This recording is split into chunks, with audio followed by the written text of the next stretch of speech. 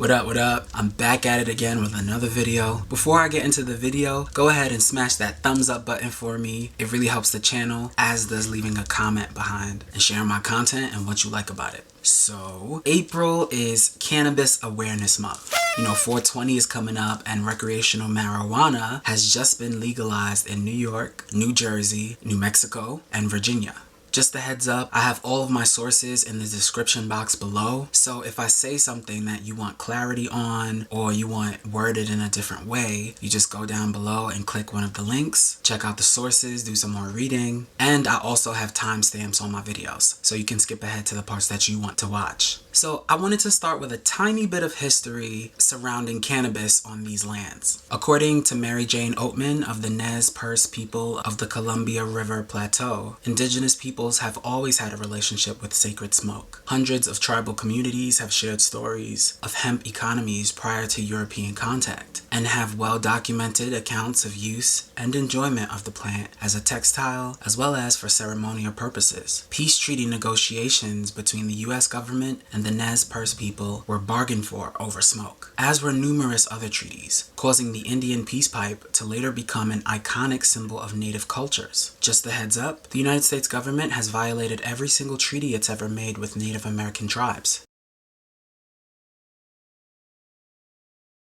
From 1778 to 1871, it established between 350 and 500 treaties and has violated in some way or outright broken each and every treaty. Another heads up, in the description box below, you'll also be able to find Black American and Native American dispensaries to support for 420 and year-round. Flash forward to this decade and how the war on drugs has led to a disproportionate number of indigenous people serving federal prison sentences for so-called cannabis crimes. Sounds like satire, but I promise it's not. A 2012 study conducted by the Marijuana Arrest Research Project found that in Washington state, Native Americans were arrested at 1.6 times the rates of whites for cannabis possession. After California became the first state to adopt medical marijuana in 1996, the loosely regulated medical sector that expanded in LA and other cities largely excluded communities of color. In April 2015, Tracy Jackett wrote a post titled, "6 Reasons African Americans Aren't Breaking into Cannabis Industry" for NBC News. Here are the 6 reasons. 1.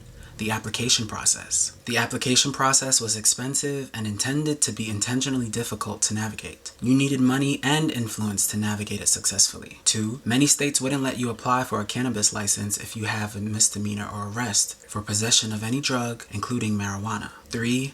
Investment capital. There's the endemic, quiet institutional racism that exists in all other forms of business as well, such as access to investment capital, says Dr. Malik Burnett at the Drug Policy Alliance. 4. Many states that have legalized marijuana already have disproportionately lower populations of African Americans, according to the director of the Drug Policy Alliance, Ethan Nadelman. The states with high populations of African Americans go out of their way to criminalize African Americans, even though Black Americans make up roughly 13% of the population. 5. Public perception. Regardless of what music videos look like, an overwhelming majority of Black Americans are Christian and quite socially conservative. Smoking weed is stigmatized in many of these communities and clashes with established conservative models around respectability. Advocating for and publicly smoking weed would likely tarnish a community and religious leader's image, and in order for a dispensary to thrive in a community, community leaders would have to be on board and promote it as a positive change for the community. 6. Because Black people have historically been more likely to be fined or arrested on drug charges, there may be a hesitation for Black entrepreneurs to try to enter the industry.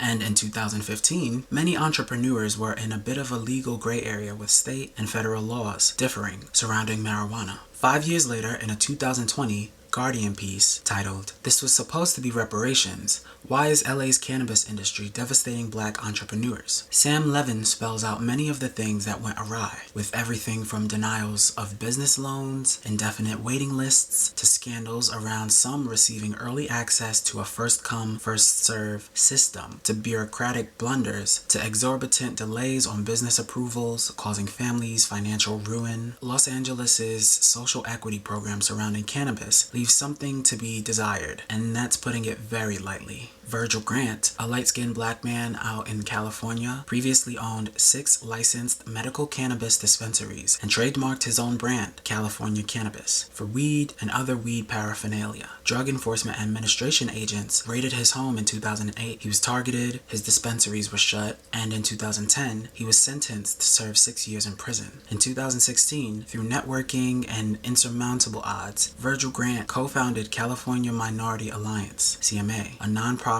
organization whose mission is to provide education, economic opportunities, and awareness that will guide minority individuals and group entrepreneurial business avenues to participate in the cannabis, medical, and emerging adult use industries. Virgil Grant also co-founded the Southern California Coalition, a not-for-profit which imposed some order and cohesion on the industry's unruly stakeholders, from cultivators to retailers. The idea that progress surrounding recreational weed legalization is happening is a widely held belief. This is progress, but to who? Yes, it is true that just 10 years ago, there were no states where recreational marijuana was legal, and now it seems to be a matter of when federal legalization will happen instead of if. It's also true that the lives of Black and Indigenous communities have been forever altered by police targeting, criminalization, and the resources stolen from them. It is ludicrous to call this progress when Indigenous people have had many uses for cannabis in their culture, yet they're being imprisoned over cannabis on the land they've tended to and grown cannabis for millennia. Though Cynthia Nixon's 2018 campaign for New York governor made waves, namely the Cynthia Effect, it meant a lot to me because I grew up watching Sex and the City. She is bisexual as well. Her campaign detailed plans of reparations for Black Americans, legalizing recreational marijuana, freeing and expunging the records of people incarcerated for weed charges, and seemed to be truly interested in justice for Black people and survivors of sexual abuse. On reflection, elected officials who are not explicitly anti-imperialist and anti-capitalist are doing the work of furthering the efficiency of the police state, as we see happening more and more each day. Going to college in Eastern Long Island and seeing how my white peers spoke to the police, the things they'd even consider doing because they knew there'd be no consequences, or the consequences would be light or something they could pay off. They'd get slaps on the wrist, if that, for breaking the law, speeding, you name it. I've watched police back down from young white men and women who would argue with them, perhaps afraid that their parents were someone with money or influence, or just because they're white. Things like that literally make my jaw drop, like I'm in a cartoon.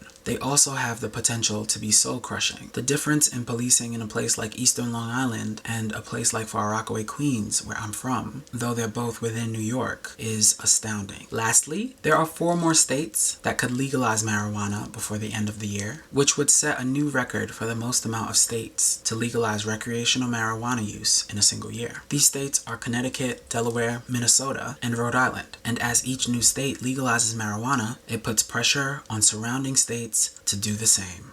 If you made it this far in the video, please leave me some hearts down below in the comment section. And if you would like to buy me a cup of coffee, my Cash App and my Venmo information is right down below in the description box. I'll see you next time. Peace.